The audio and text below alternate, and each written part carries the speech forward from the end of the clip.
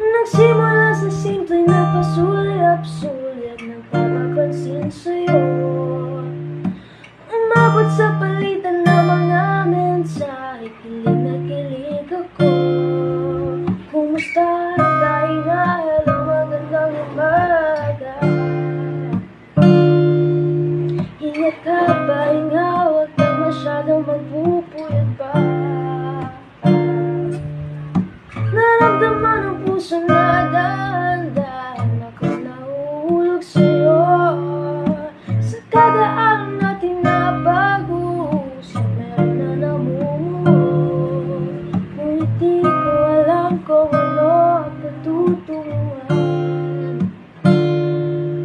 Ang hiling ko lang naman ay ikaw nararamdaman.